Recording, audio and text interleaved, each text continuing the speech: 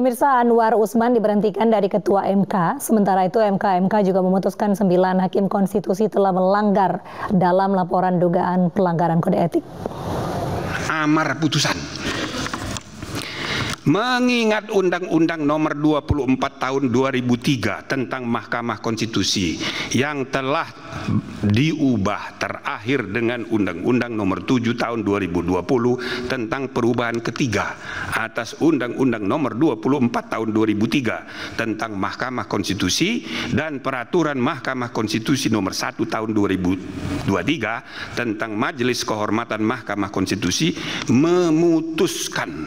menyatakan hakim terlapor terbukti melakukan pelanggaran berat terhadap kode etik dan perilaku hakim konstitusi sebagaimana tertuang dalam Sabta Karsa Utama, prinsip ketidakberpihakan, prinsip integritas, prinsip kecakapan dan kesetaraan, prinsip independensi, dan prinsip kepantasan dan kesopanan. 2. Menjatuhkan sanksi pemberhentian dari jabatan Ketua Mahkamah Konstitusi kepada hakim terlapor. Secara mengejutkan, Mahkamah Kehormatan MK memberhentikan Anwar Usman sebagai Ketua Mahkamah Konstitusi.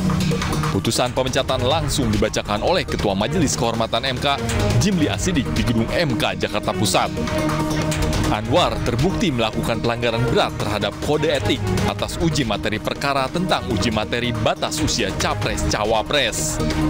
Buntut pelanggaran ini, Anwar tidak berhak untuk mencalonkan diri atau dicalonkan sebagai pimpinan MK sampai masa jabatannya sebagai hakim konstitusi berakhir.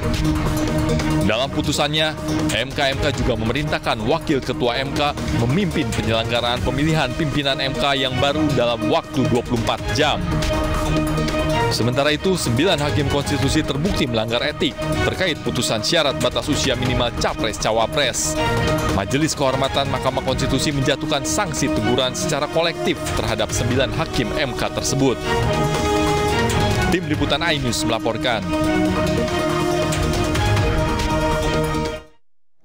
Pemirsa, Majelis Kehormatan Mahkamah Konstitusi membacakan putusan dugaan pelanggaran etik Hakim MK terkait kebocoran informasi rapat permusyawaratan hakim putusan batas usia Capres dan Cawapres. Adapun MK membacakan putusan pada sidang hari ini. Putusan pertama dibacakan terkait aduan terhadap 6 hakim konstitusi yang diberikan sanksi teguran lisan.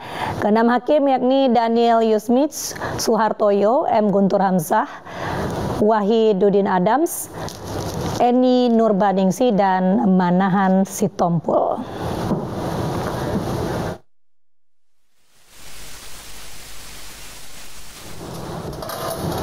Sementara Hakim Konstitusi dan juga Wakil Ketua MK Saldi Isra tidak terbukti melanggar kode etik dan perilaku hakim, namun dinyatakan terbukti melanggar kode etik terkait bocornya informasi rapat permusyawaratan hakim dan konflik kepentingan yang terjadi di MK.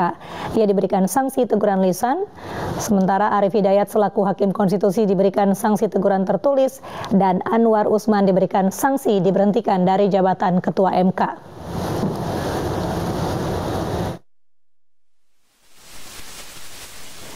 Adapun pelanggaran kode etik Anwar Usman dalam sidang terkait usia Capres dan Cawapres, yaitu hakim terlapor tidak mengundurkan diri dari proses pemeriksaan dan pengambilan keputusan. Hakim terlapor sebagai Ketua MK terbukti tidak menjalankan fungsi kepemimpinan secara optimal dan melanggar Sabta Karsa Utama. Hakim terlapor terbukti dengan sengaja membuka ruang intervensi pihak luar dalam proses pengambilan putusan dan ceramah hakim terlapor mengenai kepemimpinan usia muda di Universitas Islam Sultan Agung Semarang berkaitan erat dengan perkara. Kemudian hakim terlapor dan seluruh hakim konstitusi terbukti tidak menjaga keterangan atau informasi rahasia dalam rapat yang bersifat tertutup.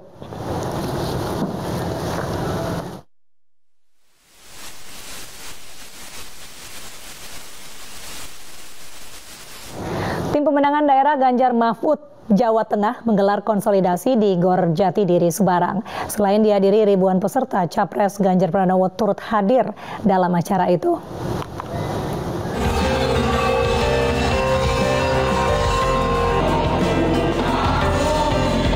Ribuan relawan Ganjar Mahfud dari berbagai elemen masyarakat, termasuk diantaranya organisasi guru, dosen, tenaga medis, petani, generasi milenial, serta Gen Z menghadiri deklarasi dan konsolidasi tim pemenangan daerah Ganjar Mahfud di Gor Jatidiri, Semarang, Jawa Tengah, Sabtu lalu.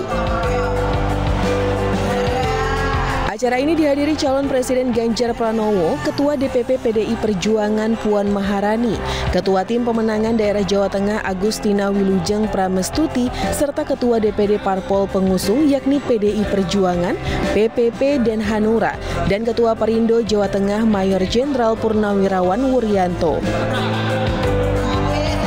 Puan Maharani dalam orasinya mengajak relawan dan aktivis partai pendukung memenangkan Ganjar Mahfud.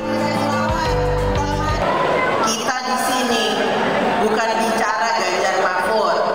Kita di sini bicara masa depan Indonesia ke depan. Setuju nggak? Mau nggak Indonesia yang lebih baik dari hari ini? Mau nggak Indonesia yang lebih unggul dari hari ini? Yakin nggak kita bisa? Kita mampu? Kita mau memperjuangkan kemenangan Ganjar Mahfud? Sedangkan Ganjar Pranowo mendengar langsung aspirasi dari generasi milenial dan Gen Z untuk membangun Indonesia masa depan. Kita bukan orang-orang yang bisa ditekan. Kita bukan orang-orang yang bisa ditekan. Karena demokrasi punya haknya dan panjenengan bisa menentukan sendiri. Sementara Agustina Wilujeng, Ketua TPD Ganjar Mahfud Jawa Tengah mengatakan, TPD Ganjar Mahfud terus mempersolid relawan termasuk kaum milenial dan Gen Z. Solidkan, kemudian membuat tingkatan, kita akan deklarasi, kemudian membuat tim pemenangan sampai tingkat TPS. Harapannya untuk Pak Ganjar dan Pak Mahfud gimana? Jawa Tengah bisa menang tebal. Deklarasi dan konsolidasi berlangsung meriah dengan menampilkan berbagai pementasan seni budaya daerah Jawa Tengah. Dari Semarang, Jawa Tengah, Kristadi, tim iNews melaporkan. Pemirsa, Sekjen DPP PDI Perjuangan Hasto Kristianto menegaskan bahwa Gibran Rakabuming Raka telah keluar dari PDI Perjuangan. Hasto menegaskan secara otomatis seseorang yang dicalonkan partai lain, keanggotaannya tidak boleh merangkap di partai lain.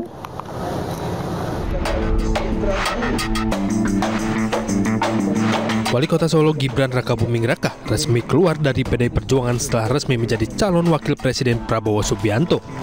Hal itu ditegaskan Sekjen DPP PDI Perjuangan Hasto Kristianto saat menghadiri deklarasi dukungan Forum Komunikasi Keluarga Besar Angkatan Muda Muhammadiyah Provinsi Bali untuk Ganjar Mahfud MD di Denpasar, Bali. Hasto menegaskan secara otomatis seseorang yang dicalonkan partai lain, keanggotaannya tidak boleh merangkap di partai lain.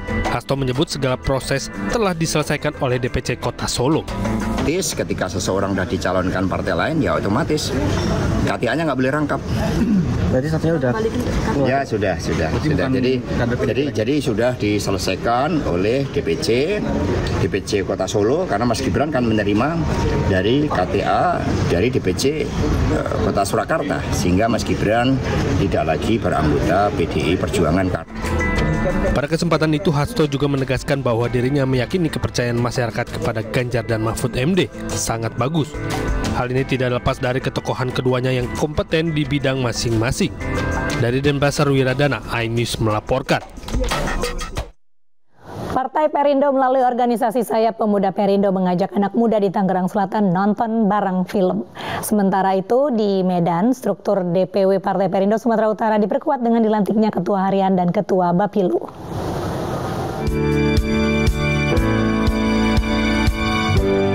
Pemuda Perindo mengajak anak muda di Tangerang Selatan nonton bareng film di bioskop. Film yang ditonton mengenalkan keindahan alam Indonesia untuk menambah wawasan serta kepedulian untuk menjaga dan melestarikan lingkungan. Pemuda Perindo juga turut mengenalkan para caleg yang akan memperjuangkan aspirasi anak muda. Tadi kita nonton bareng-bareng teman-teman milenial dan Gen Z, ya kan, sekaligus memperkenalkan Partai Perindo pada mereka, dan tentang filmnya juga lumayan bagus, tentang environment etik, tentang etika dalam lingkungan, kita harus menjaga lingkungan di Indonesia ini, terutama di daerah pantai. Partai ini untuk gerakin anak-anak muda nobar untuk belajar culture itu keren banget. Menurut aku udah ada right movement untuk for them to learn about culture dan topik-topik lainnya. Sementara itu di Medan, Ketua DPW Partai Perindo Sumatera Utara menyerahkan SK kepengurusan baru struktur organisasi. Yonius Taripar Huta Barat diangkat menjadi Ketua Harian DPW Partai Perindo Sumut dan Tengku Eri Nuradi diangkat sebagai Ketua Bapilu. Pantau kekuatan-kekuatan di daerah-daerah sehingga mencapai 40 kursi tingkat kabupaten kota itu bisa kita tingkatkan seberapa banyak yang bisa kita hasilkan. Kita target minimal 2-3 kali lipat dari jumlah yang ada. Fokus kami itu adalah melakukan perekrutan dan penguatan saksi, karena ini yang paling penting. Pengurus baru diharapkan dapat menambah semangat memenangkan Partai Perindo dan pasangan Ganjar Mahfud MD di Sumatera Utara. Tim Liputan iNews melaporkan.